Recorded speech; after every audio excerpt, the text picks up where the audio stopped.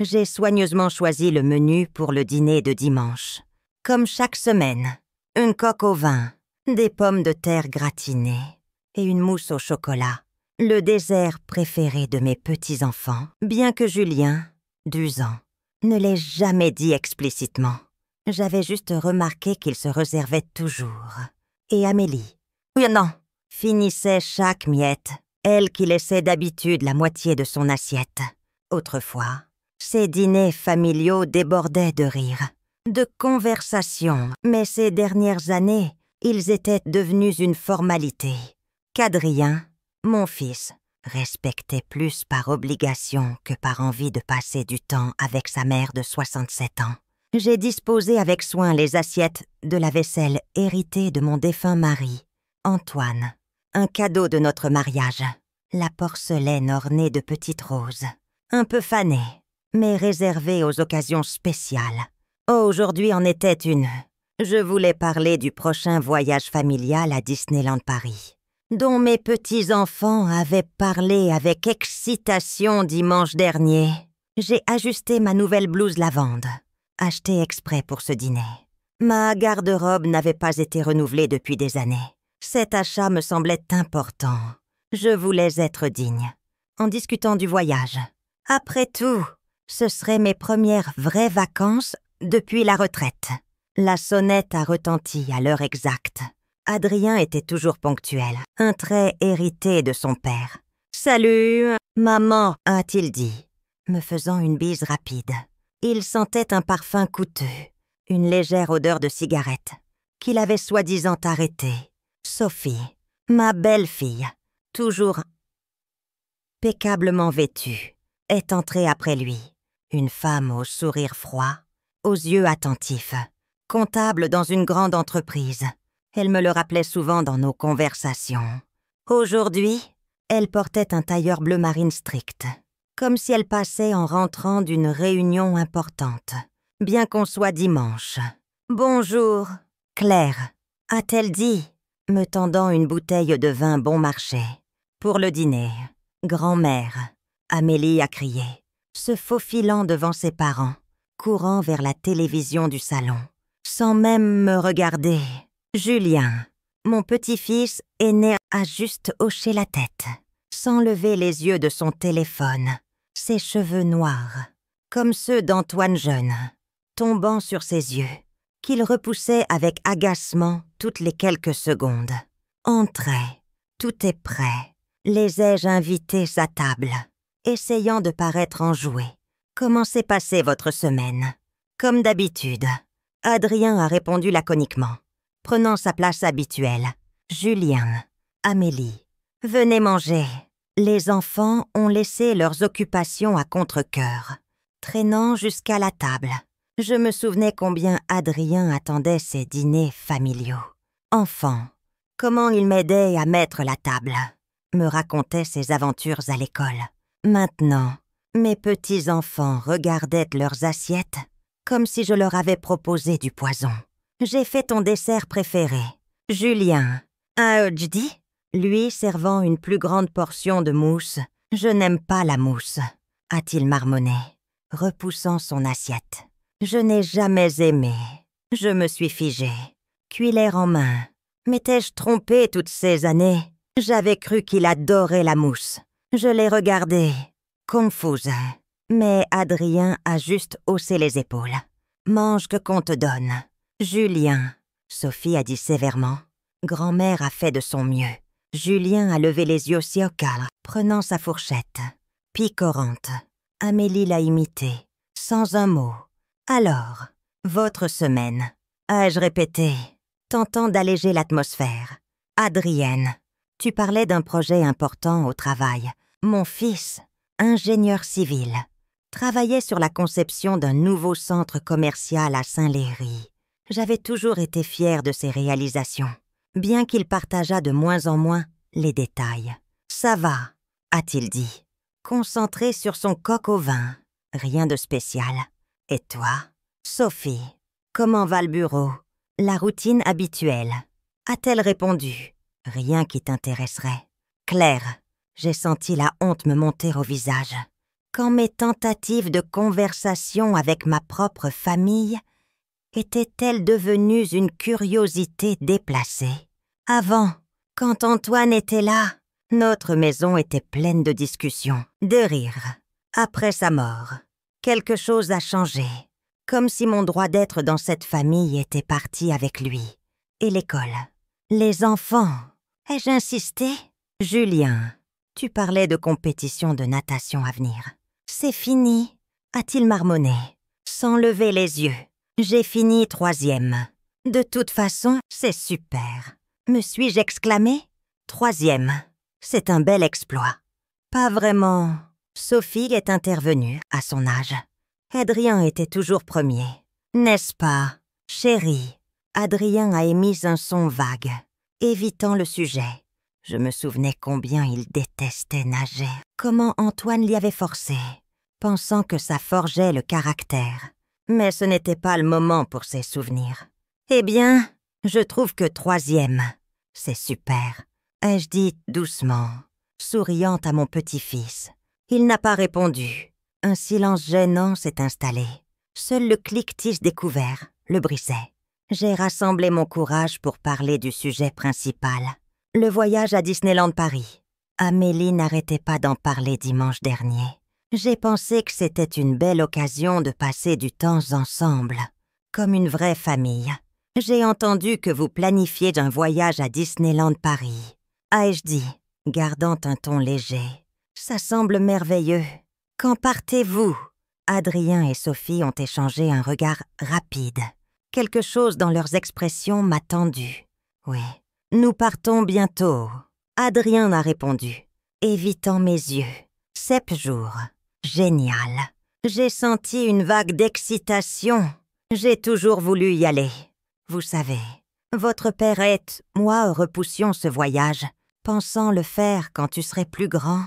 Mais ensuite, maman, Adrien m'a interrompu, me regardant enfin, une lueur de pitié dans les yeux. Nous partons en grand groupe, les parents de Sophie, sa sœur, son mari, leurs enfants, la cousine Valérie et son fils. Oh, c'est super! Je ne comprenais pas encore où il voulait en venir. Une vraie sortie familiale. Le truc, c'est... Sophie est intervenue, sa voix professionnelle, comme expliquant un bilan. Nous avons loué un grand van, mais l'espace est limité. Je l'ai regardé, perplexe. Que veux-tu dire? Maman? Adrien a soupiré. Nous n'avions pas assez de place pour toi dans ce voyage. Tu vois, 13 personnes ont déjà confirmé, et nous manquions de place dans le van. J'ai senti un froid glisser le long de ma colonne. Ils ne m'avaient pas invité. Pas juste oublié, ils avaient tout décidé sans moi. Je comprends, ai-je dit, tentant de garder ma dignité. Bien sûr, je comprends. Ce serait gênant de changer les plans maintenant que tout est payé. Sophie a continué, coupant le coq au vin en petits morceaux. D'ailleurs, Claire, avec ton arthrite, ce serait dur de marcher toute la journée dans le parc. Tu ralentirais tout le monde. Mon arthrite, la légère douleur au genou que j'avais eu l'indiscrétion de mentionner, était devenue une maladie grave, m'incapacitant pour les vacances familiales. Je pourrais m'asseoir dans un café si je suis fatiguée. Ai-je objecté doucement? Je ne veux déranger personne. Maman, Adrien m'a parlé comme à une enfant capricieuse. Soyons réalistes. Tu ne serais pas à l'aise. Les enfants devraient courir partout, vérifier les attractions. Tu comprends. J'ai regardé les petits-enfants. Julien continuait de picorer, ignorant de la conversation. Amélie m'a regardé, et l'espace d'un instant, j'ai cru voir un éclat de regret. Mais elle est revenue à son assiette. Bien sûr, je comprends. Ai-je dit? Ma voix sonnant étrangère à mes oreilles. Vous devez passer du temps ensemble, en famille. C'est bien. Sophie a soupiré de soulagement. Je suis contente que tu comprennes. Certains auraient fait une scène à ta place. Oui, maman a toujours été raisonnable. Adrienne a dit, une note de fierté dans la voix. Comme si mon obéissance était mon plus grand atout. J'ai senti quelque chose se nouer en moi ces 5 dernières années, après la mort d'Antoine. J'avais essayé d'être pratique pour eux, ne me plaignant pas quand ils annulaient des visites à la dernière minute, gardant les enfants quand ils devaient partir, ne posant pas trop de questions, ne leur rappelant pas ma solitude. J'avais essayé d'être utile, discrète, et voilà le résultat. J'étais simplement écartée de la fête familiale, comme une dépense inutile. Et le dessert? Ai-je demandé, changeant de sujet. J'ai fait une mousse au chocolat. Nous sommes au régime. Sophie a répondu vite. Mais les enfants peuvent prendre une part. En me levant pour ranger les assiettes, Adrien a regardé sa montre. Maman, nous devrons partir juste après le dessert. Nous avons encore des choses à chauffeur aujourd'hui. Bien sûr. J'ai hoché la tête. Je comprends. Vous êtes occupé. C'était devenu habituel. Avant, il restait tard. Nous jouions à des jeux de société. Regardions des films. Maintenant, le dîner était une obligation à remplir, le plus vite possible. En préparant la mousse en cuisine, des souvenirs me revenaient, le petit Adrien grimpant sur mes genoux. Quand je lui lisais des histoires, Antoine et moi lui apprenant à faire du vélo dans le parc, près de la maison, lui pleurant sur mon épaule. Quand sa première petite amie l'avait quitté, quand les choses avaient-elles changé? Quand étais-je devenue un fardeau, plutôt qu'une mère? En revenant avec la mousse, Sophie parlait vite à Adrien, s'arrêtant en me voyant. Les enfants ont pris une part, sans grand enthousiasme. Julien n'a même pas touché la sienne. « Tu n'aimes pas ?» lui ai-je demandé. « Je peux faire autre chose la prochaine fois. »« C'est correct !» a-t-il marmonné. « J'ai juste pas faim. » Il suit un régime sportif, Sophie a expliqué. Mais je ne pense pas que tu comprennes. Je n'ai rien dit, bien que je bouillais intérieurement.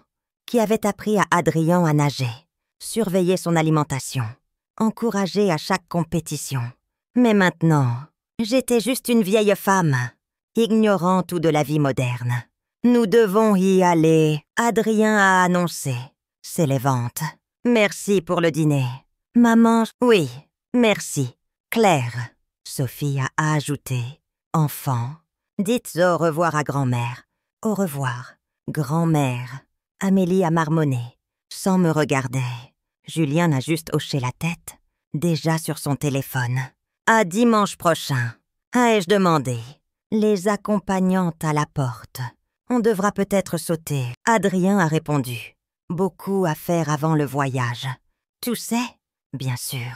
J'ai hoché la tête, cachant ma déception. Appelle-moi quand vous serez libre.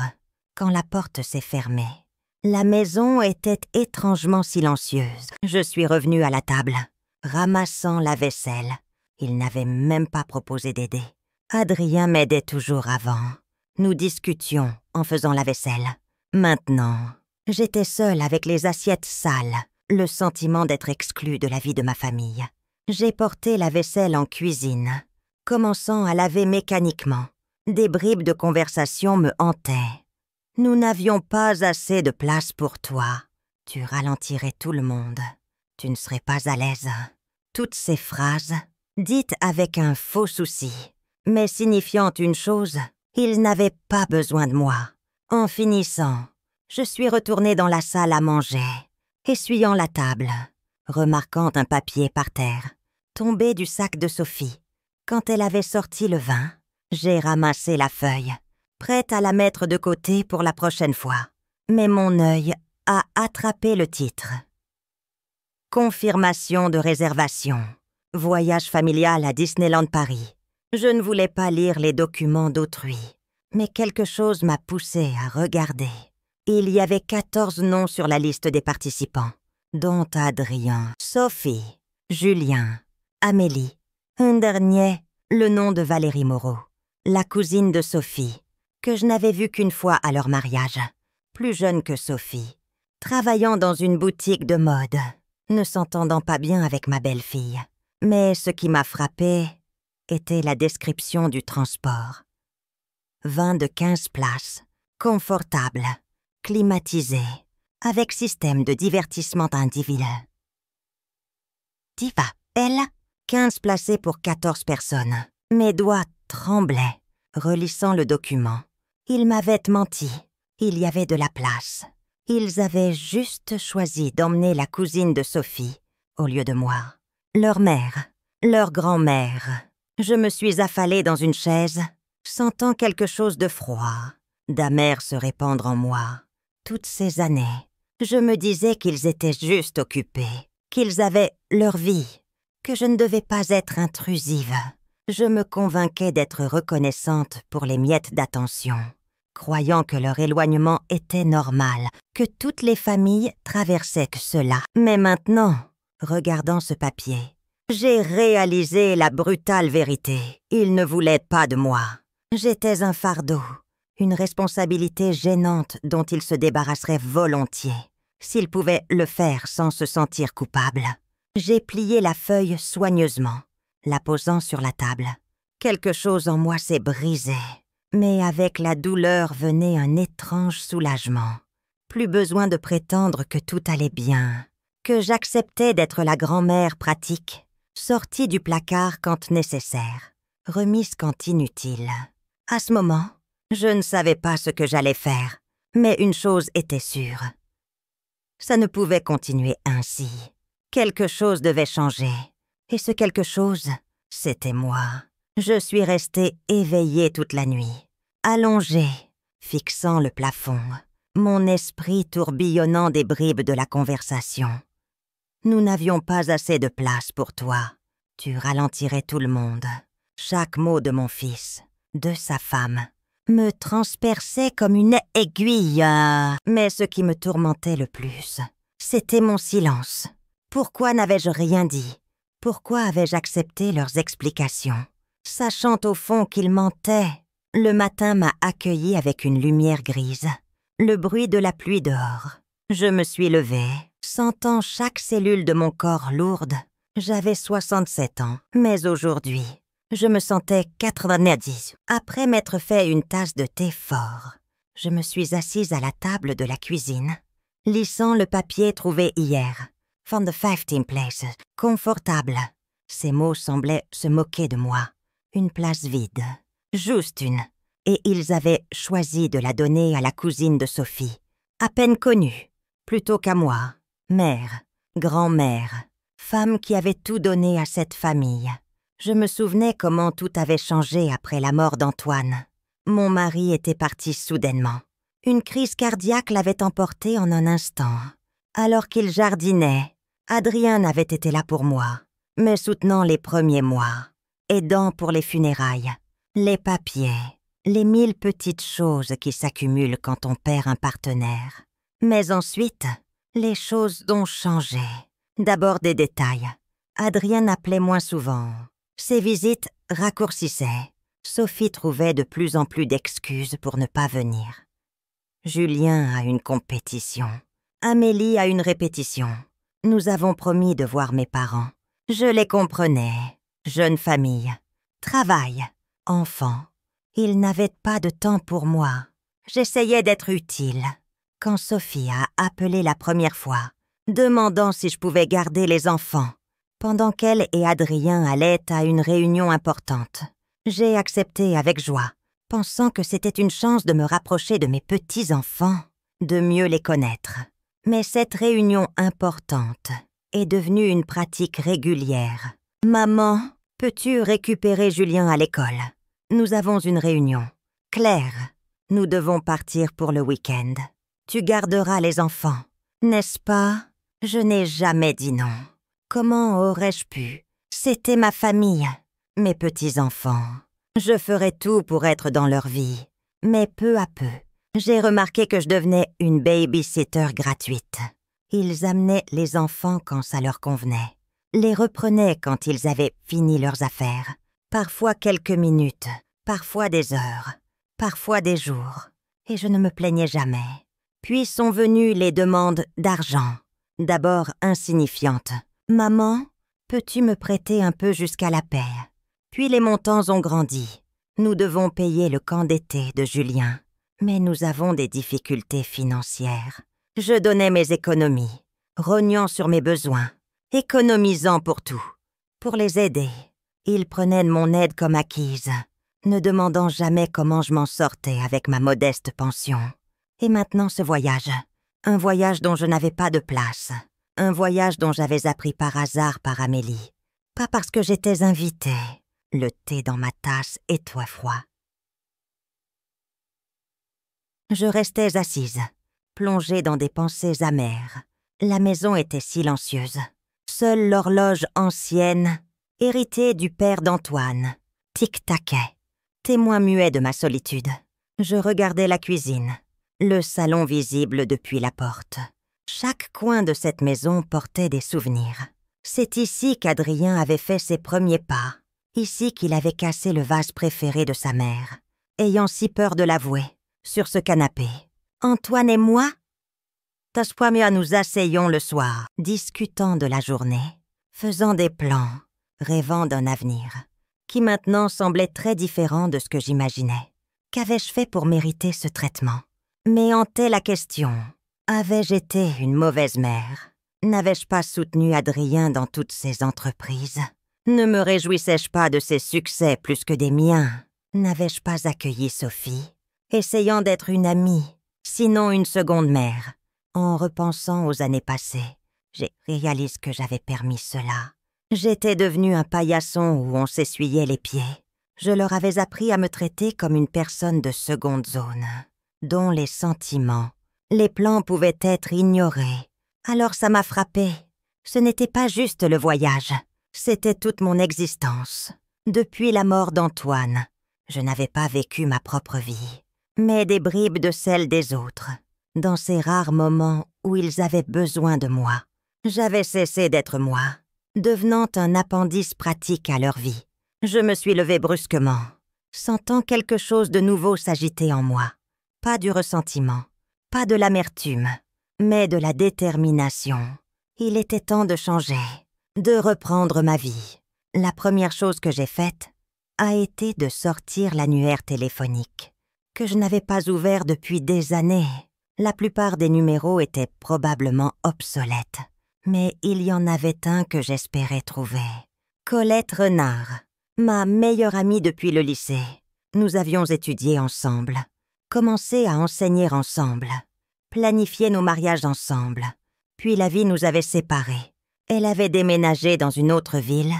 Quand son mari avait eu une promotion, nous restions en contact, échangeant des cartes de Noël, nous appelant parfois, mais après la mort d'Antoine, notre communication s'était presque éteinte. Pas que je ne voulais pas parler à Colette, mais Adrien avait dit un jour « Maman, pourquoi Colette? Elle a toujours été bizarre. Et tu sais qu'elle a divorcé. Quel exemple pour les enfants. Alors, pour ne pas contrarier mon fils, j'ai appelé mon ami moins souvent, puis arrêté complètement. J'ai trouvé son numéro. Et sans me laisser le temps de douter, je l'ai composé. Après la 4e sonnerie, j'allais raccrocher quand j'ai entendu une voix familière. « Allô? Qui est-ce? »« Colette. C'est moi, Claire. » Ma voix tremblait. Claire Beaumont. Un silence d'une seconde. Puis un cri de joie. « Claire. Mon Dieu, c'est toi. Ça fait des années. Comment vas-tu? » Je ne savais quoi dire. Bien serait un mensonge. Je ne voulais pas me plaindre. Je suis, honnêtement, pas très bien. Colette, j'ai besoin de parler à quelqu'un. Tu es la seule en qui j'ai confiance. Que se passe-t-il? Une note d'inquiétude dans sa voix. Vas-tu bien? Physiquement, oui. J'ai pris une profonde inspiration. Mais mentalement, Colette, peux-tu venir? Ou puis-je venir chez toi? J'ai juste besoin de voir une amie. Bien sûr, ma chère, a-t-elle répondu sans hésiter. Je viens chez toi. Tu vis toujours dans la même maison. Oui, toujours là. Parfait. Je serai chez toi cet après-midi. Et Claire, quoi qu'il arrive, tout ira bien. En raccrochant, j'ai senti la tension s'apaiser un peu. Colette avait toujours été ainsi, fiable, prête à aider, sans poser de questions. J'avais honte d'avoir si facilement abandonné notre amitié à cause du regard désapprobateur de mon fils. J'ai passé le reste de la matinée étrangement excitée. J'ai nettoyé la maison, bien qu'elle soit déjà propre, préparé un dîner pour deux, sorti des albums photos que je n'avais pas ouverts depuis des années. Dans l'un, j'ai trouvé une photo de Colette et à moi, prise à notre remise de diplôme d'école d'enseignant. Deux jeunes femmes aux yeux brillants, regardant l'avenir avec espoir, confiance. Qu'était-il arrivé à cette Claire? Où était passée sa détermination, sa confiance en elle? La sonnette a retenti. En ouvrant, j'ai vu Colette, toujours aussi énergique. Malgré des mèches argentées dans ses cheveux autrefois châtains, elle m'a serré fort, sans un mot. Ce simple geste m'a fait pleurer. Là, a-t-elle murmuré, caressant mon dos. Ontrance, tu me raconteras tout. Assise à la table de la cuisine, avec des tasses de thé frais, je lui ai raconté toute l'histoire. Commente, après la mort d'Antoine, j'étais devenue un appendice à la vie d'Adrien et Sophie. Comment ils m'utilisaient quand ça leur convenait, m'oubliaient quand ils n'avaient pas besoin de moi. Je leur ai parlé du voyage, des mensonges, de la douleur de réaliser que j'étais devenue un fardeau pour mon propre fils. Colette a écouté en silence, secouant parfois la tête. Quand j'ai fini, elle a posé sa main sur la mienne, me regardant sérieusement. « Claire, ma chère, j'ai toujours su que tu étais une mère dévouée. Mais il y a une différence entre le dévouement et l'autodestruction. Ce qui t'arrive n'est pas normal. Ce n'est pas ce que mérite une femme merveilleuse comme toi. Je sais, ai-je répondu doucement.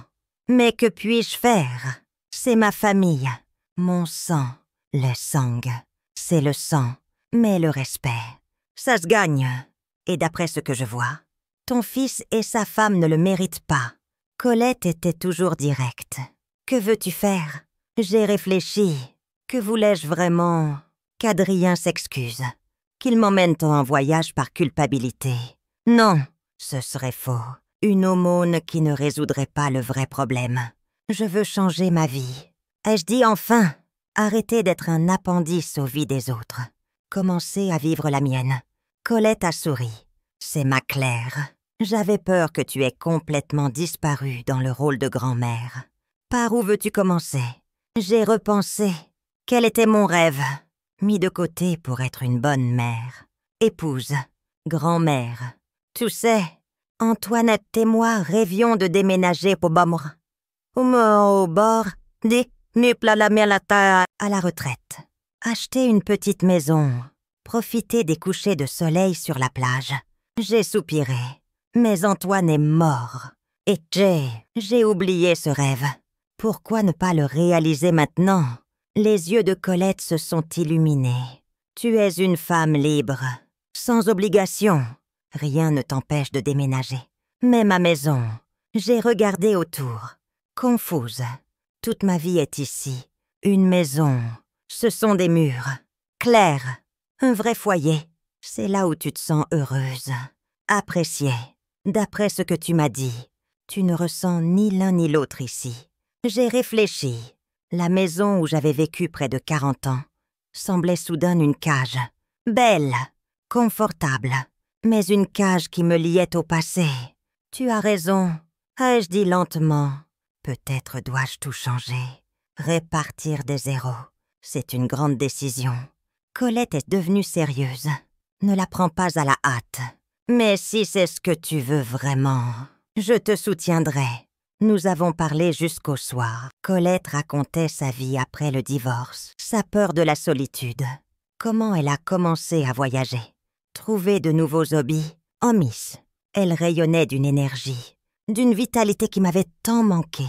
Savais-tu que je vis à Port-des-Lunes maintenant? A-t-elle dit. Une petite ville côtière, avec des plages magnifiques, des maisons adorables, les plus beaux couchers de soleil que j'ai vus. Ça semble magnifique. J'ai souri. Il y a une maison à vendre juste à côté de chez moi. Petite, mais très cosy, donnant sur l'océan.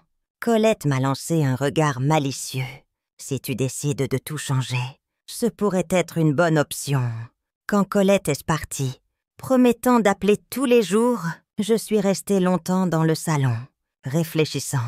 L'idée de déménager, qui m'aurait semblé absurde le matin, me rendait maintenant fébrile. Et si je changeais vraiment tout? Si je montrais à Adrien, à Sophie, que je n'étais pas juste une grand-mère pratique, mais une personne avec ses désirs, ses rêves. Le lendemain matin, j'ai pris une décision.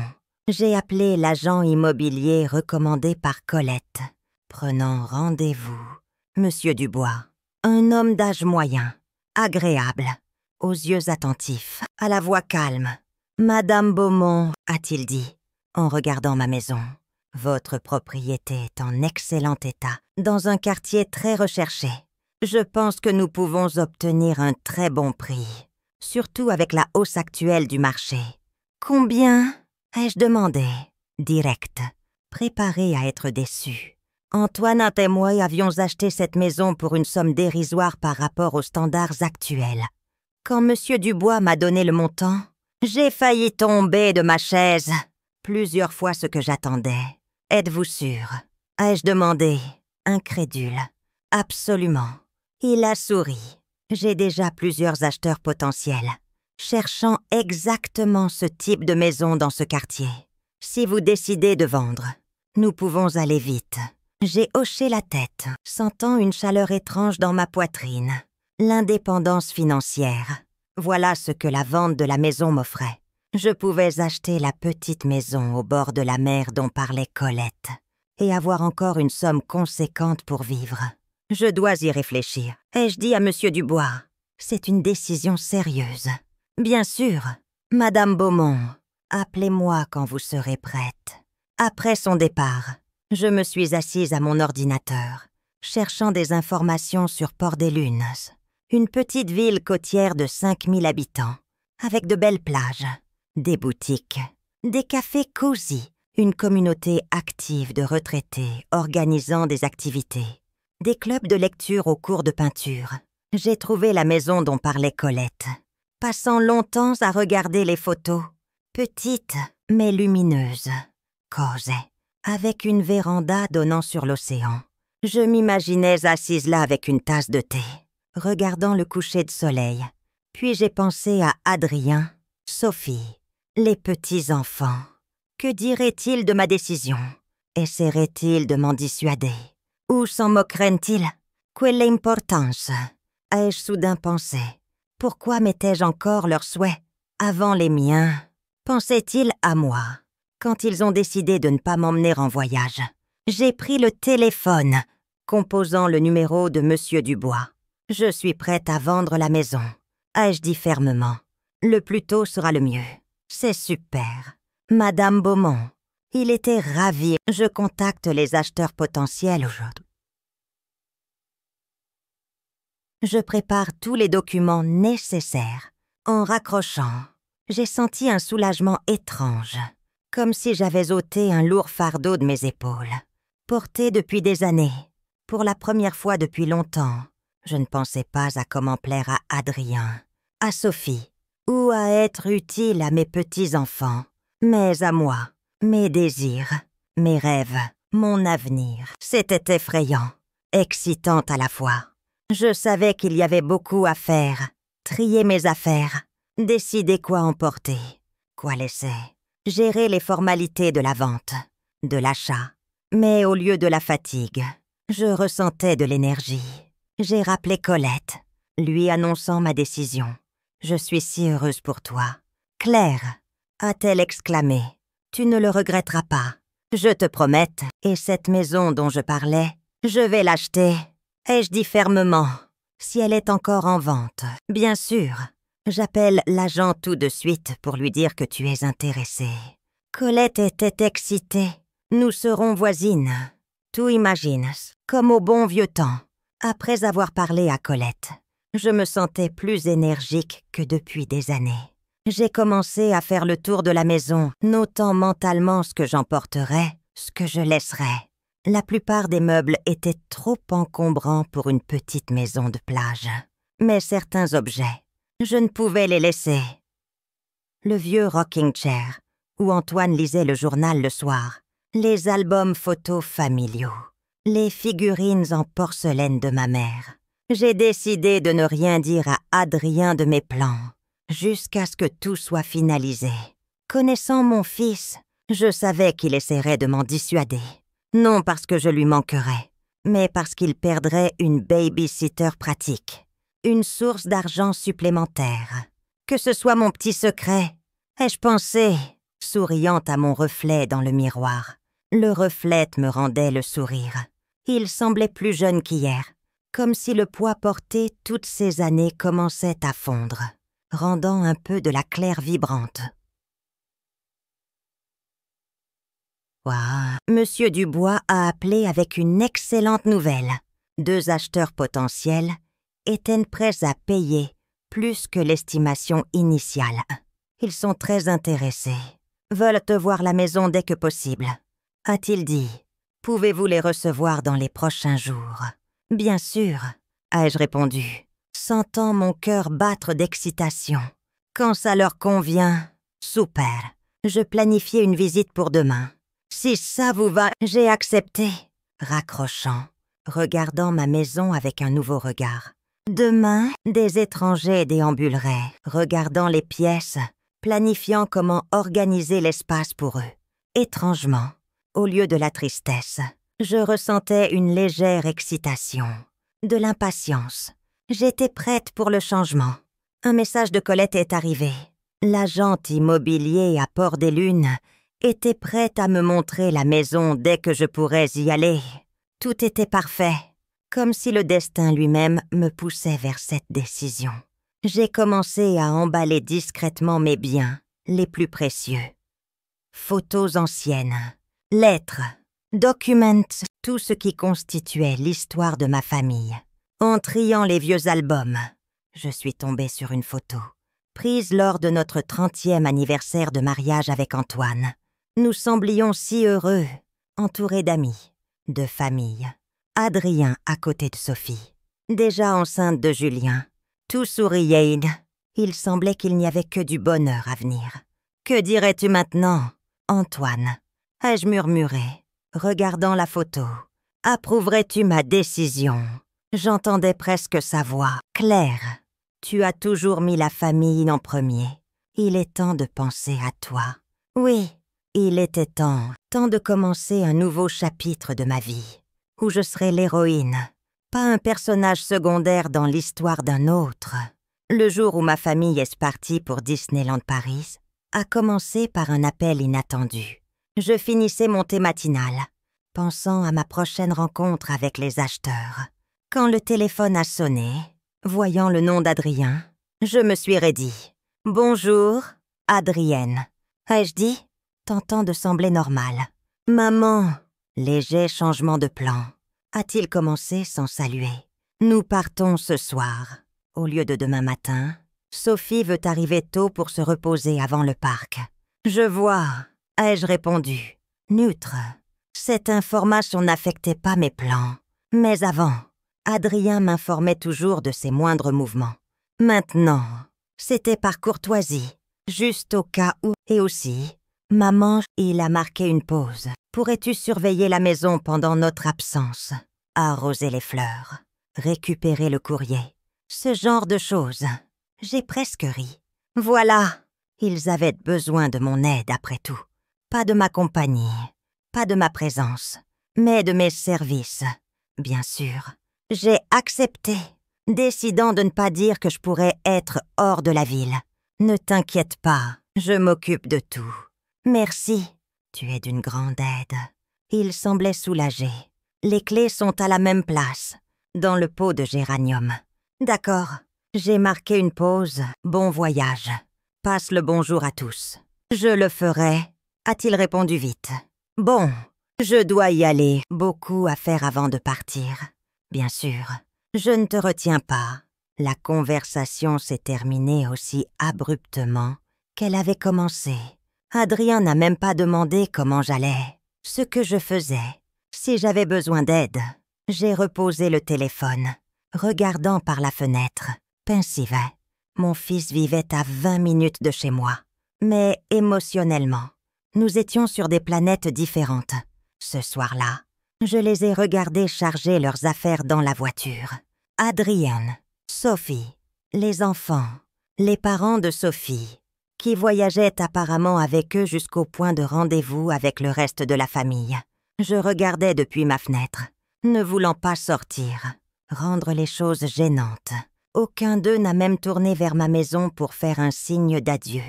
Quand la voiture a disparu au coin, j'ai ressenti un étrange soulagement.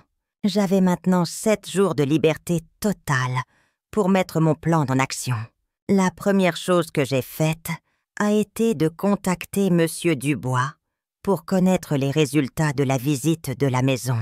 Les nouvelles dépassaient mes attentes. « Madame Beaumont, nous avons déjà une offre », a-t-il annoncé.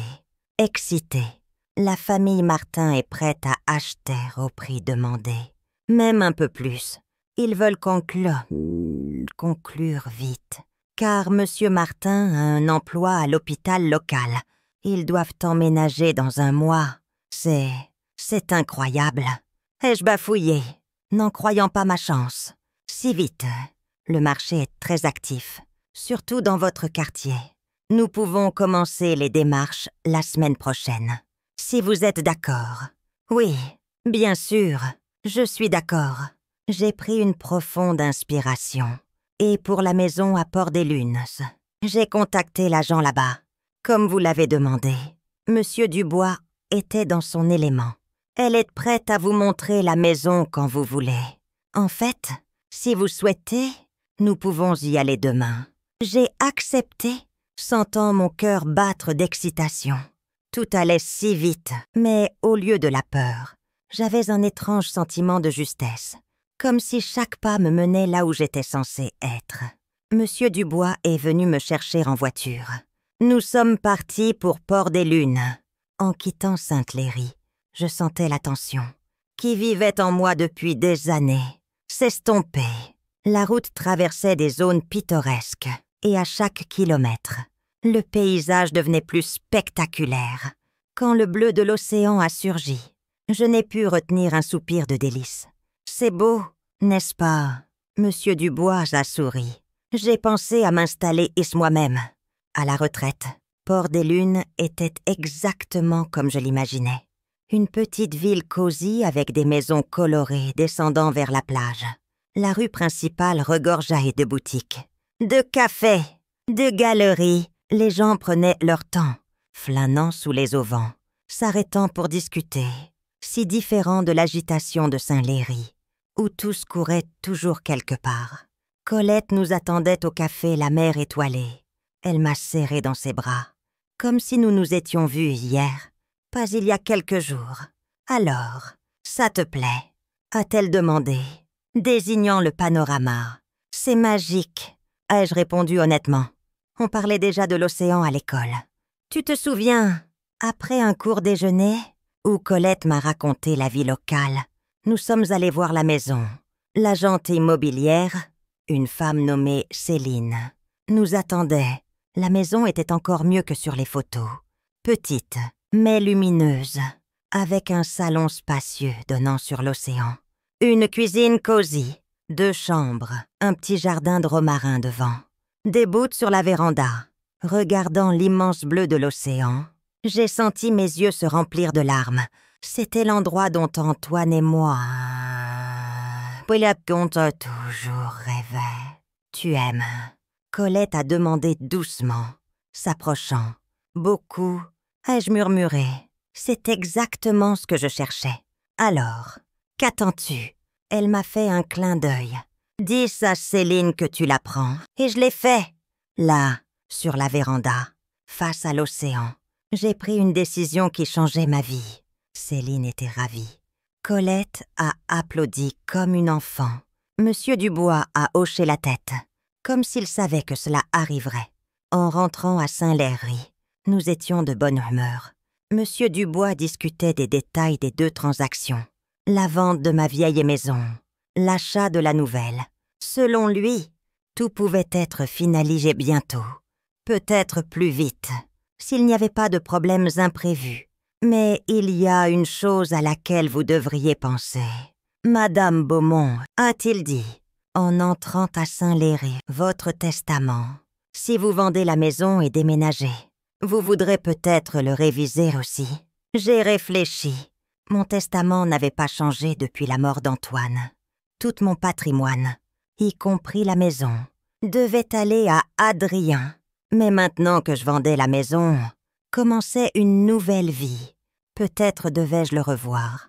Connaissez-vous un bon avocat? Ai-je demandé. Bien sûr. Monsieur Dubois a hoché la tête. Je peux recommander Monsieur Giraud. Il est spécialisé là-dedans. J'ai rencontré Monsieur Giraud, un homme soigné d'une 50aine d'années, aux yeux attentifs. Au sourire amical, il m'a écouté sans interrompre, sans montrer d'émotion. « Donc, Madame Beaumont, a-t-il dit, quand j'ai fini, vous voulez modifier votre testament. Puis-je demander quels sont vos souhaits? » J'ai pris une profonde inspiration.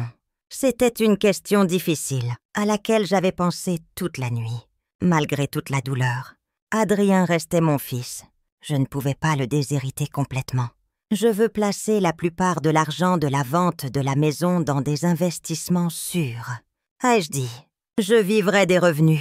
Après ma mort, la moitié ira à mes petits-enfants, Julien et Amélie, mais pas avant leurs 21 ans. Un quart ira à mon fils, le dernier quart. Je veux le donner à un fonds pour soutenir les enseignants de notre école locale, où j'ai travaillé 30 ans. Monsieur Giraud a hoché la tête, prenant des notes. Une décision très sensée, a-t-il dit. Et la nouvelle maison à Port-des-Lunes, je veux l'inclure dans l'héritage de mes petits-enfants, mais à condition qu'ils ne puissent que la vendre avant leurs 30 ans. D'ici là, elle doit servir de maison de vacances pour la famille. Je vois, Monsieur Giraud a noté encore. Eh bien, tout cela est tout à fait réalisable. Je préparerai les documents bientôt. En quittant le bureau de Monsieur Giraud, je me sentais légère. J'avais assuré l'avenir de mes petits-enfants, même si leurs parents n'avaient pas toujours agi justement envers moi. Les jours suivants, j'ai trié mes affaires, les vieux meubles que je ne comptais pas emporter. J'ai décidé de vendre certains en ligne, d'autres via une boutique d'occasion. Beaucoup d'objets ont vite trouvé de nouveaux propriétaires. J'étais heureuse qu'ils servent à quelqu'un d'autre. Le plus dur était de décider quoi faire des photos. Souvenirs. J'ai passé une journée entière à parcourir de vieux albums. Lettres. Souvenirs accumulés sur une longue vie. Chaque objet portait une mémoire. Chaque photo racontait une histoire. Finalement, j'ai choisi les plus précieux. Album des photos de notre jeunesse avec Antoine. Les premiers dessins d'Adrien. Quelques souvenirs marquants de nos voyages. Tout tenait dans 2 petites boîtes que je prévoyais d'emporter. J'ai tenu ma promesse à Adrien, passant chez eux pour arroser les fleurs, récupérer le courrier. Leur maison, grande, moderne, était toujours impeccable, grâce à l'obsession de Sophie pour la propreté.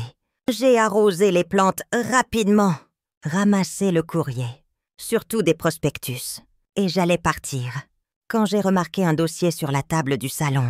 Normalement, je n'aurais pas regardé les papiers d'autrui, mais mon nom, imprimé sur une feuille, a attiré mon attention. Je me suis approchée, voyant qu'il s'agissait d'un document financier. Prêt garanti par un héritage futur, disait le titre.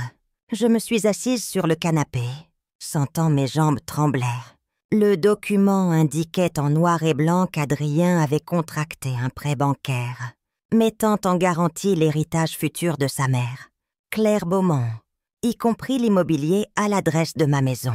J'ai eu la nausée. Mon fils avait hypothéqué une maison qui ne lui appartenait même pas, une maison que je n'avais pas encore léguée. Comment était-ce possible? En regardant de plus près, j'ai vu qu'Adrien avait fourni à la banque une copie de mon ancien testament, des documents confirmant la valeur estimée de la maison. Le montant du prêt était impressionnant, presque la moitié de la valeur de la maison. Sous l'objet du prêt, il était écrit « Expansion commerciale. Quelle entreprise ?» À ma connaissance, Adrien avait toujours été ingénieur indépendant. Y avait-il eu un changement dans sa vie qu'il n'avait pas jugé bon de m'annoncer? J'ai posé le document, sentant la colère monter. Adrien n'attendait pas seulement d'obtenir ma maison à ma mort. Il avait déjà contracté un prêt dessus, comme si je n'étais pas une personne vivante, mais une ligne dans son plan financier. Il pensait apparemment que je vivrais mes derniers jours tranquillement, sans me faire remarquer, puis qu'il obtiendrait la maison, remboursant facilement le prêt. Eh bien, il allait avoir une mauvaise surprise. De retour chez moi, j'ai immédiatement appelé Monsieur Giraud, lui racontant ma découverte. C'est très sérieux. Madame Beaumont, a-t-il dit, après m'avoir écouté, bien que, techniquement, votre fils n'ait rien fait d'illégal. Les banques accordent parfois de tels prêts, surtout avec des preuves solides d'un héritage futur. Mais moralement, c'est un acte extrêmement douteux. Que dois-je faire? Ai-je demandé. Légalement, vous n'avez rien à faire. Vous avez le droit de disposer de votre propriété comme vous l'entendez. Si vous vendez la maison, la banque exigera probablement que votre fils rembourse le prêt immédiatement ou fournisse une autre garantie. Il pourrait se retrouver dans une situation financière difficile. Monsieur Giraud a dit doucement. Mais, Madame Beaumont, ce n'est pas votre faute. Il a pris ce risque sans vous consulter, sans votre consentement. Après ma conversation avec l'avocat, je suis restée longtemps dans mon salon vide, réfléchissant. D'un côté, ça me faisait mal de penser que mon fils pourrait avoir des problèmes financiers. De l'autre, son acte montrait le peu de respect qu'il avait pour moi. Comme personne, pour lui, j'étais juste un actif, un héritage futur, pas une personne vivante avec ses désirs, ses plans. À cet instant, ma décision s'est solidifiée. Je vendrai la maison, déménagerai à Port-des-Lunes, commencerai une nouvelle vie. Adrien devrait assumer les conséquences de ses actes seul. La semaine a filé. J'ai signé tous les papiers nécessaires pour vendre la maison, acheter la nouvelle, organiser avec une entreprise de déménagement pour transporter ce que j'avais décidé d'emporter, contacter la banque pour organiser le transfert des fonds. Colette m'appelait tous les jours, avec des conseils, du soutien moral. Elle préparait déjà une chambre chez elle pour que je reste. Pendant la finalisation de l'achat de ma nouvelle maison, la veille du retour d'Adrien et sa famille de Disneyland Paris, j'ai fini les préparatifs. Ma vieille mansion semblait étrangement vide. La plupart des meubles avaient été vendus ou donnés. Les murs dépourvus de tableaux, les étagères de livres, de souvenirs. Mais cette vacuité ne causait pas de tristesse. Elle symbolisait ma libération, mon nouveau départ. Le soir, je me suis assise, écrivant une lettre à Adrien. J'ai beaucoup réfléchi à quoi dire, comment expliquer ma décision. Finalement, j'ai choisi l'honnêteté, sans méchanceté. Je lui ai dit ce que je ressentais, combien ça m'avait blessée de me sentir indésirée, utilisée, comment j'avais trouvé les documents du prêt, comment cette découverte avait été la goutte d'eau. J'ai expliqué que je ne cherchais pas à le punir. Je voulais juste vivre le reste de ma vie avec dignité. Suivant mes rêves, j'ai écrit que les portes de ma nouvelle maison seraient toujours ouvertes à lui, sa famille, s'il voulait me rendre visite, mais que je ne vivrais plus pour les intérêts des autres, oubliant les miens. En finissant la lettre, je l'ai scellée dans une enveloppe, la posant sur la table de la cuisine. La première chose qu'Adrien verrait en venant vérifier, Monsieur Dubois est venu me chercher pour Port-des-Lunes. J'ai fait un dernier tour de ma vieille maison, disant au revoir à chaque pièce, chaque coin qui portait des souvenirs des années passées. Étrangement, je ne ressentais ni regret, ni tristesse, juste une confiance calme que je faisais ce qu'il fallait. Port-des-Lunes m'a accueilli avec un soleil éclatant, le bruit du ressac. Colette m'attendait devant sa maison, agitant les bras comme une écolière. Sa joie était contagieuse. Je sentais mes lèvres s'étirer en un sourire. « Bienvenue chez toi », a-t-elle exclamé, me serrant dans ses bras. « Tu ne sais pas comme je suis heureuse que tu sois là. » Moi aussi. ai-je dit. Et c'était vrai. Pendant la finalisation des papiers pour ma nouvelle maison, je suis restée chez Colette. Nous passions nos journées à explorer la ville, rencontrer les voisins, visiter les cafés, les boutiques locaux. Le soir, nous nous asseyions sur la véranda, regardant le coucher de soleil sur l'océan, parlant du passé, du présent, de l'avenir.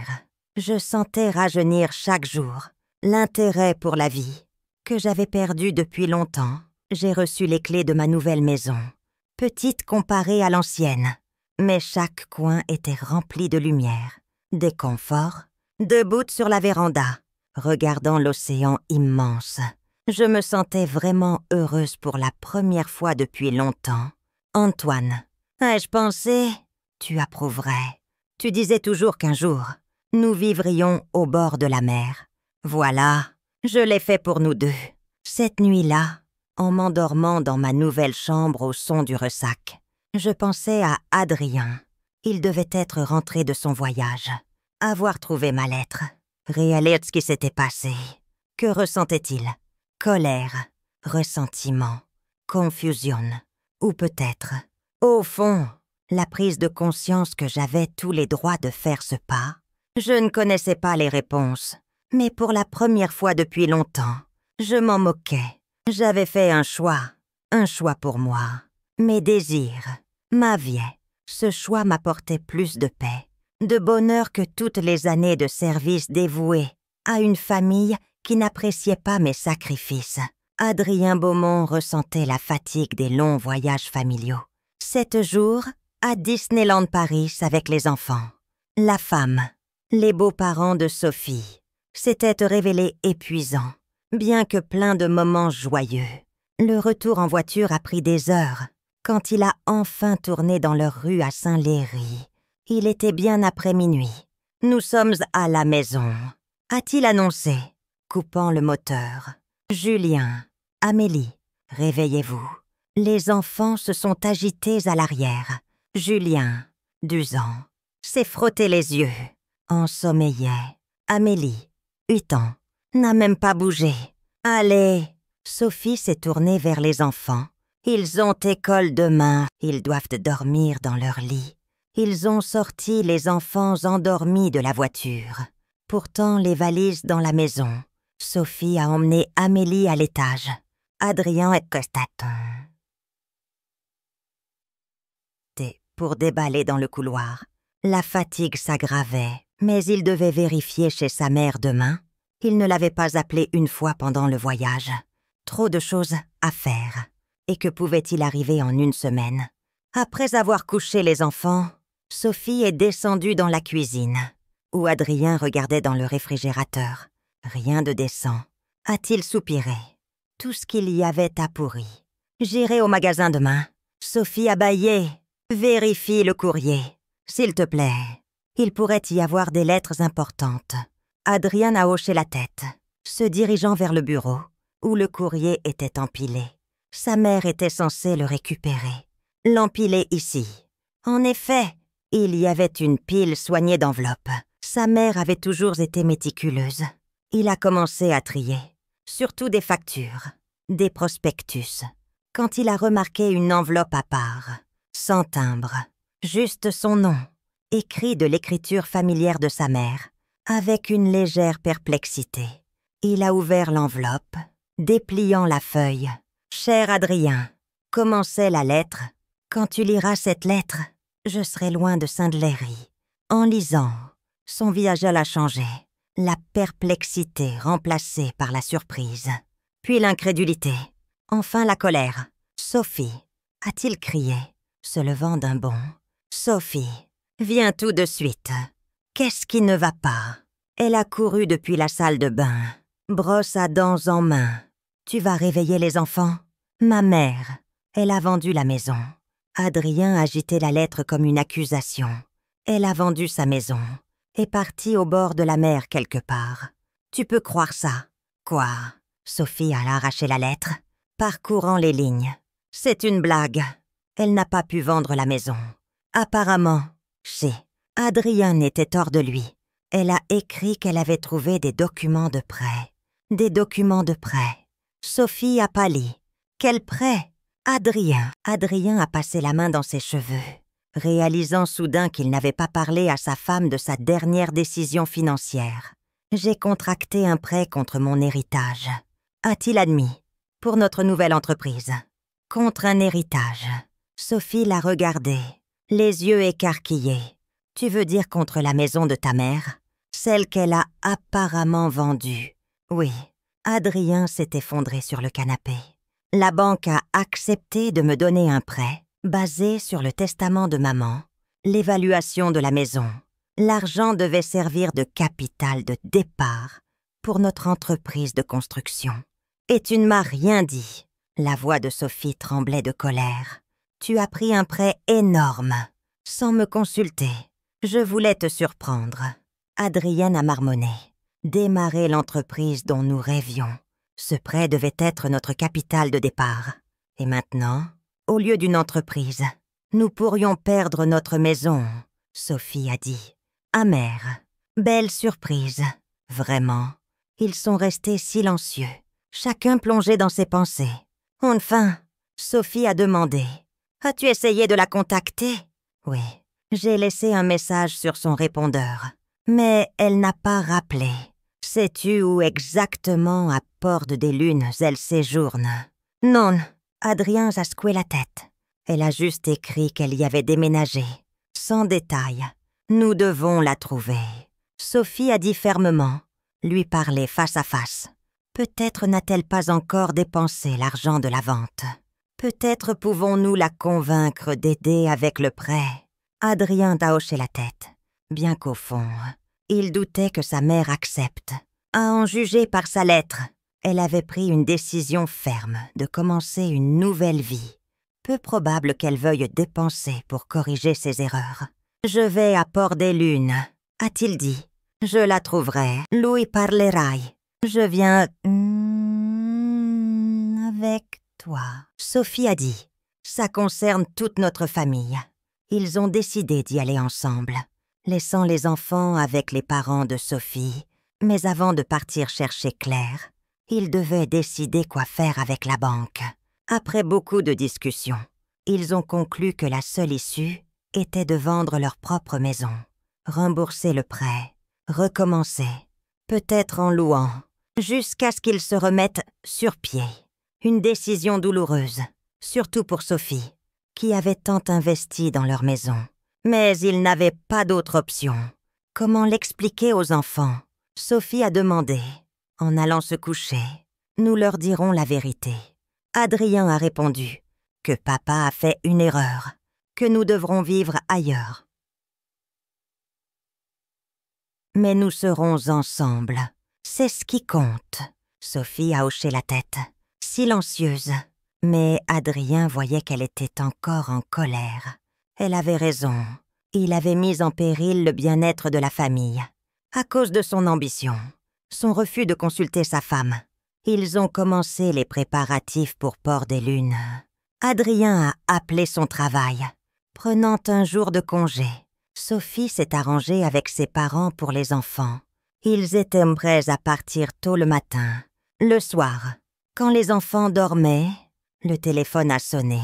Adrien a décroché, entendant une voix féminine inconnue. « Puis-je parler à Adrien Beaumont ?»« C'est moi », a-t-il répondu. « À qui ai-je l'honneur ?»« Je m'appelle Colette Renard », a dit la femme. « Je suis une amie de votre mère. »« Claire ». Adrien s'est raidi. Il se souvenait vaguement du nom.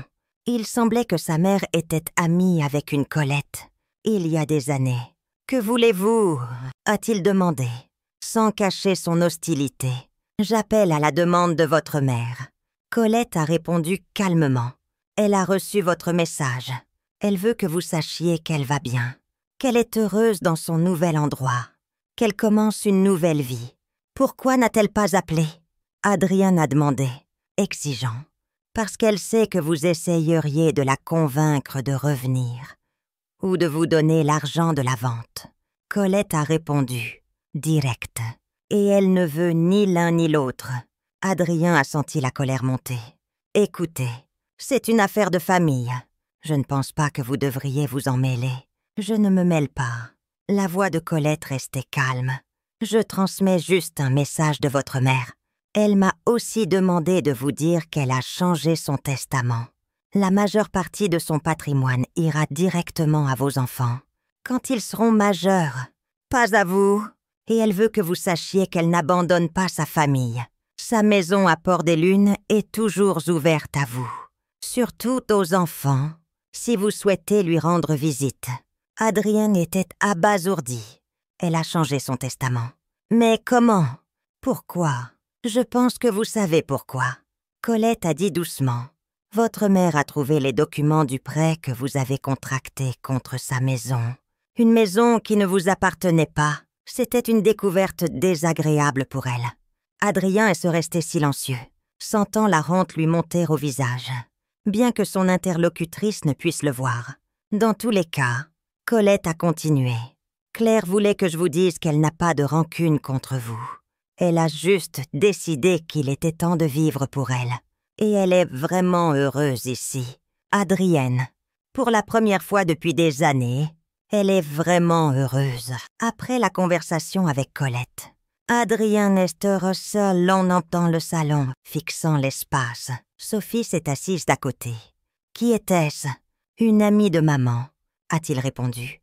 Elle a appelé pour dire que maman allait bien, qu'elle était heureuse dans son nouvel endroit, qu'elle avait changé son testament pour que tout aille aux enfants. Quand ils grandiront, pas à nous. Sophie a secoué la tête. Elle a vraiment tout prévu. Je n'attendais pas tant de détermination de ta mère. Moi non plus. Adrienne a admis. Je la voyais toujours comme calme, docile, prévisible. Et elle a été capable de faire ça. Veux-tu toujours aller la voir? Sophie a demandé. Adrien a réfléchi. D'un côté, il voulait voir sa mère, lui parler, expliquer sa position. De l'autre, après la conversation avec Colette, il réalisait que sa mère avait pris une décision ferme. Peu probable qu'il puisse la changer. « Oui, » a-t-il dit enfin, « je veux, mais pas pour la convaincre de revenir ou de nous donner l'argent. Je veux juste la voir, lui parler, comprendre pourquoi elle l'a fait. » Cette nuit-là, en allant se coucher, Adrien pensait à sa mère. Il l'imaginait dans une petite ville côtière, dans une nouvelle maison, parmi de nouvelles personnes. À quoi ressemblait-elle? Avait-elle changé d'apparence? Que faisait-elle? Était-elle vraiment heureuse, comme Colette le prétendait, et malgré tous les problèmes que son départ avait causés à lui, à sa famille? Adrien ne pouvait s'empêcher de ressentir un étrange respect, réticent, pour la détermination de sa mère à changer sa vie. Il n'avait jamais cru qu'elle était capable d'un tel geste, jamais vu cette force de caractère en elle. Peut-être ne la connaissait-il pas si bien. Peut-être toutes ces années, il n'avait vu que ce qu'il voulait voir. Une femme calme, pratique, toujours prête à aider, ne demandant rien en retour. 3 mois ont passé comme un jour. Ma vie à Port-des-Lunes était remplie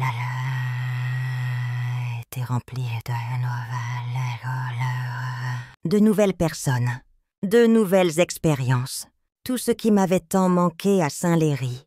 Chaque matin, je me réveillais avec une anticipation joyeuse. Que m'apporterait la journée? Quelle découverte m'attendait? Ma petite maison face à l'océan était devenue un véritable sanctuaire. Un lieu où je me sentais vraiment moi. Je l'avais aménagé, comme je l'avais toujours rêvé. Murs clairs, meubles minimalistes, beaucoup d'espace, de lumière. J'avais transformé une des chambres en atelier, où je passais des heures à mon chevalet, essayant de capturer la beauté changeante de l'océan sur toile. Mes premières œuvres étaient loin d'être parfaites, mais l'instructeur du collège local, où je suivais des cours de peinture, disait que j'avais un sens de la couleur, de la perspective. Ce matin-là, celui qui a tout changé. J'étais assise sur ma véranda, savourant mon café matinal.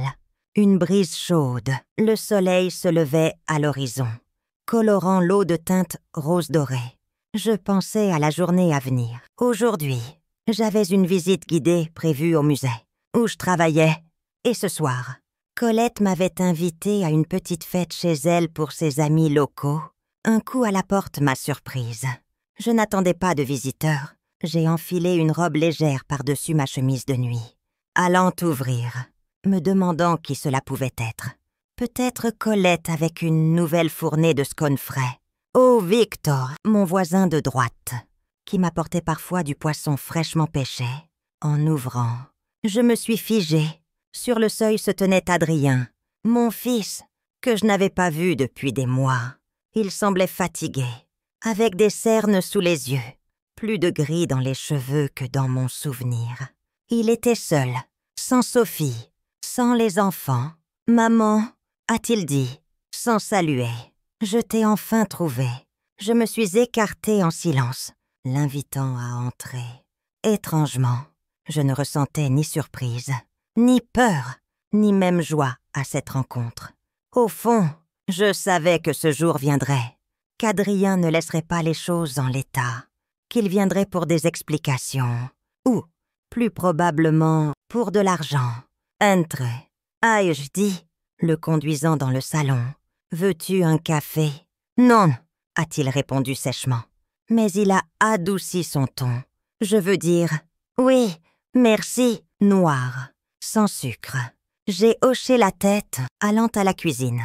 Me donnant le temps de rassembler mes pensées, j'ai versé du café dans 2 tasses, revenant dans le salon, où Adrien se tenait à la fenêtre, regardant l'océan. « C'est une belle vue », a-t-il dit, prenant la tasse. « Je comprends pourquoi tu as choisi cet endroit. »« Oui, ai-je acquiescé ?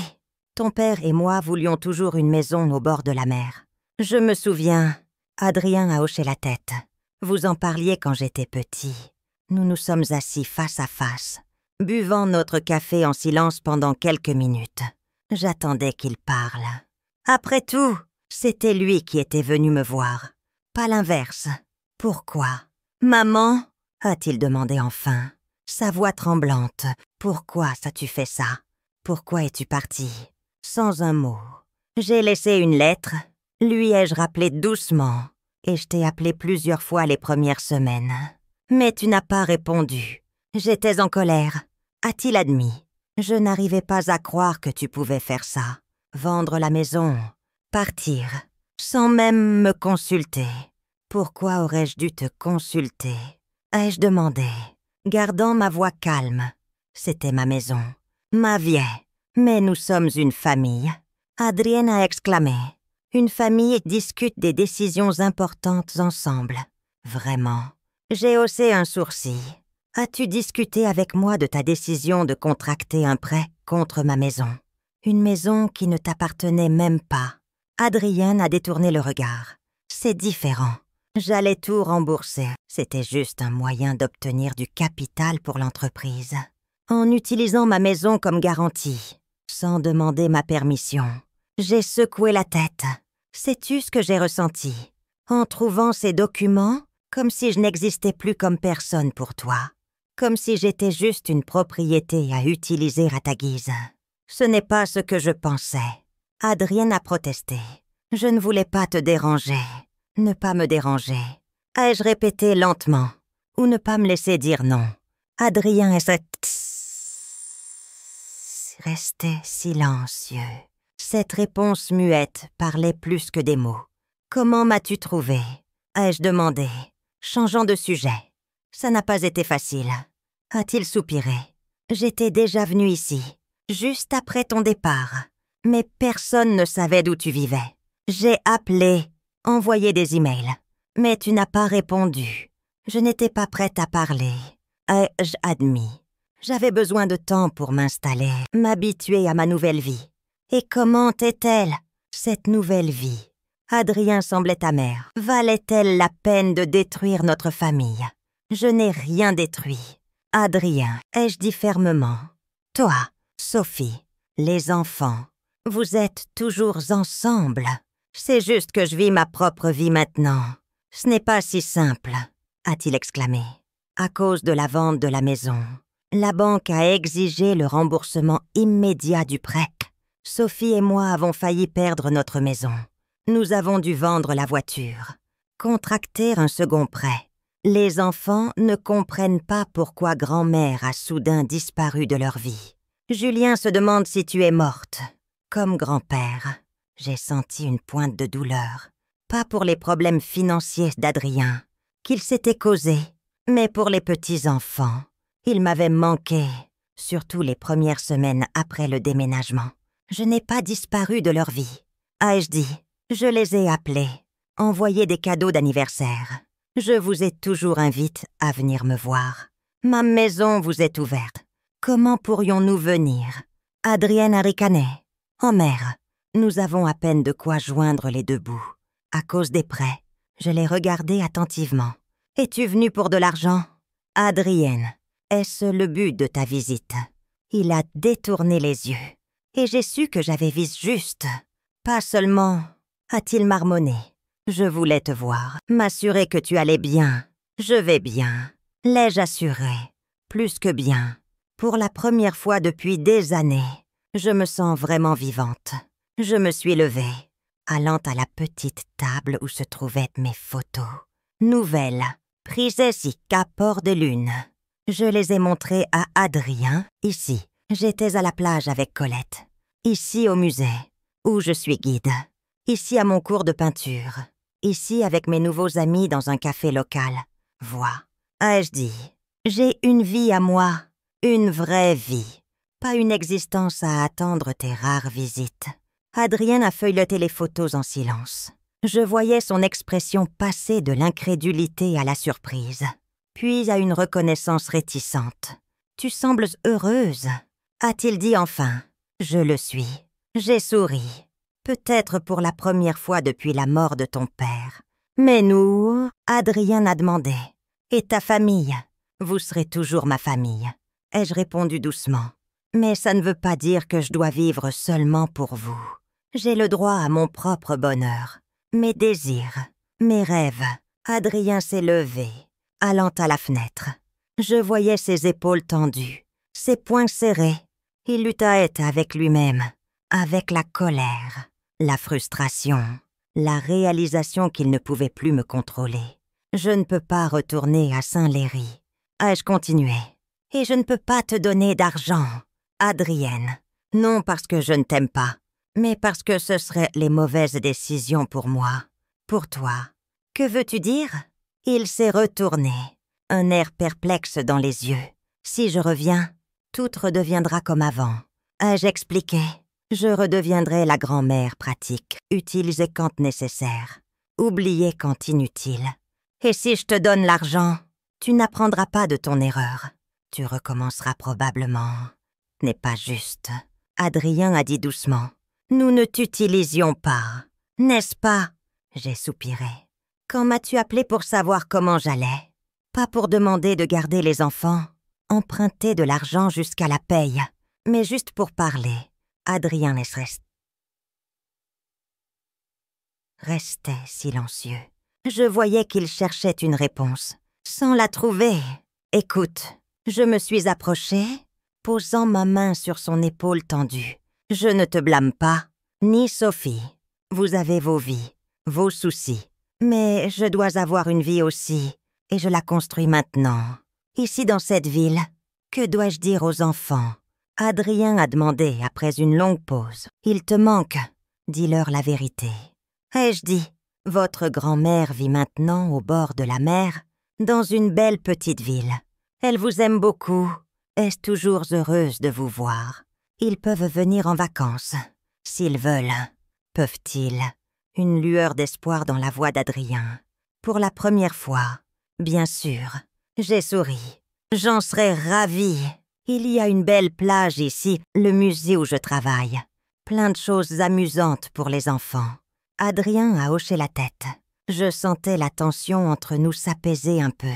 Pas complètement, mais moins aiguë. Je dois y aller, a-t-il dit. Je dois rentrer à Saint-Léry avant ce soir. Sûr de ne pas vouloir rester pour le dîner. Ai-je demandé? Je pourrais faire ton plat préféré.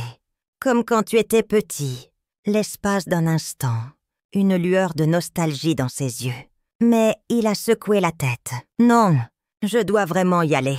Sophie attend. Et j'ai une réunion importante demain. Je l'ai accompagné à la porte. Avant qu'il ne parte, il m'a serré dans ses bras, maladroitement, la première fois depuis des années, que c'était une vraie étreinte, pas une bise formelle. Je suis désolée. Maman, a-t-il murmuré, pour le prêt, pour tout. Je t'ai pardonné il y a longtemps, ai-je répondu, me dégageant doucement. Maintenant, tu dois te pardonner toi-même. Il a hoché la tête, marchant vite vers sa voiture.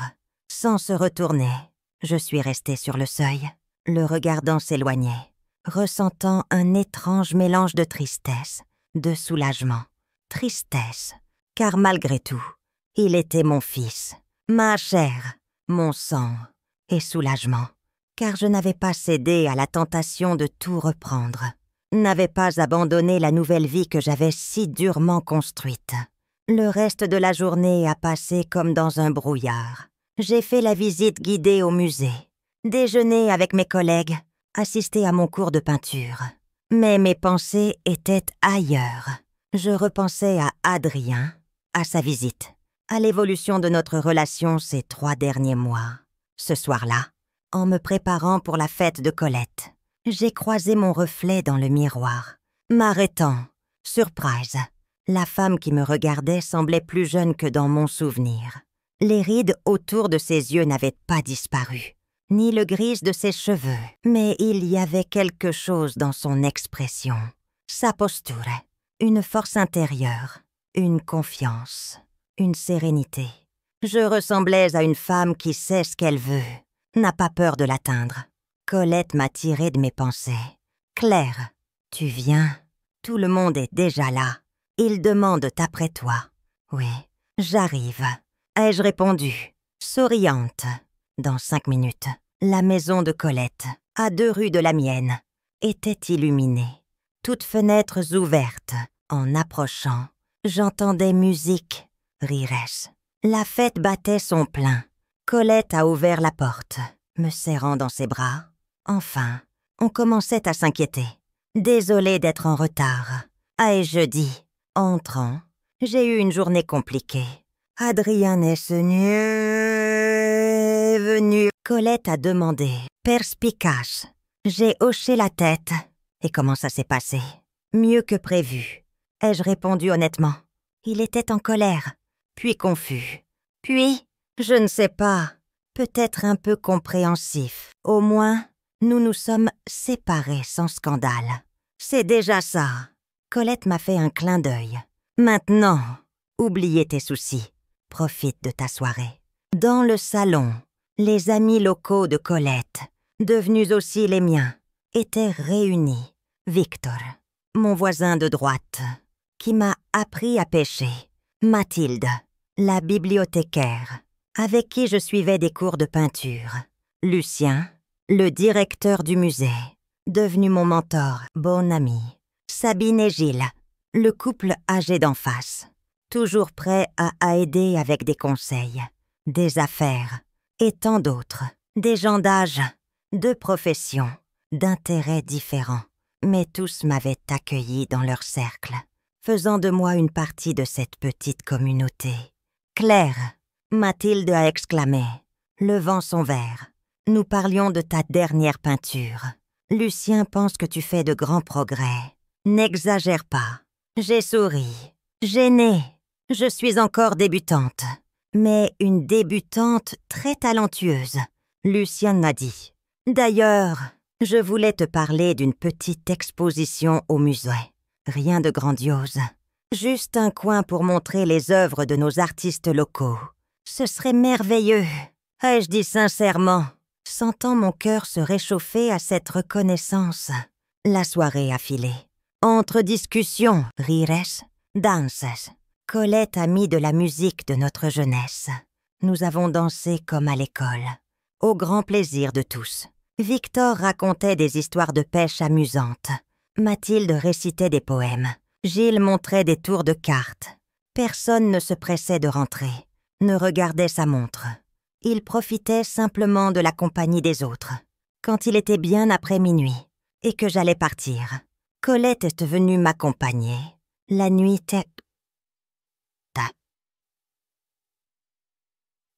chaude, étoilée. Le bruit de l'océan se faisait entendre, même à quelques pâtés de maisons du rivage. « Vas-tu bien ?» Colette a demandé, notant mon air pensif. « Plus que bien !» J'ai souri. Je pensais juste à combien les choses ont changé en 3 mois, à ce que j'ai trouvé ici, ce qui m'a tant manqué à Saint-Léry. Et qu'est-ce que donc? Moi-même. Ai-je répondu simplement. J'ai trouvé moi, Colette, pas la mère d'Adrien, pas la grand-mère de Julien et Amélie, mais simplement Claire Beaumont, une femme avec ses désirs, ses rêves, ses talents, une femme qui a le droit d'être heureuse. Colette m'a serré fort dans ses bras. « Je suis si heureuse pour toi. Ma chère, tu mérites ce bonheur. » Je suis rentrée chez moi sous le ciel étoilé, l'âme pleine de gratitude pour cette journée, cette soirée, pour les nouveaux amis, pour une nouvelle vie. Oui, la visite d'Adrien avait remué beaucoup d'émotions, m'avait fait repenser au passé, mais elle n'avait pas ébranlé ma confiance dans le bon chemin. Les liens familiaux sont compliqués, pensais-je en ouvrant la porte de ma maison. Ils ne sont pas toujours basés sur l'amour, le respect, parfois sur l'habitude, le devoir, les attentes de la société. Et parfois, pour se préserver, il faut trouver le courage de rompre ces liens, ou du moins de les relâcher, créer la distance nécessaire pour une relation saine. Je n'avais pas abandonné ma famille. J'avais simplement cessé de vivre seulement pour eux, oubliant moi-même. Et en cela, je croyais qu'il n'y avait rien de mal. Avant de me coucher, je suis sortie sur la véranda, regardant longuement l'océan, écoutant le bruit des vagues. Demain était le début d'un nouveau jour, le jour d'une nouvelle Claire, qui avait enfin appris à s'apprécier dans sa vie,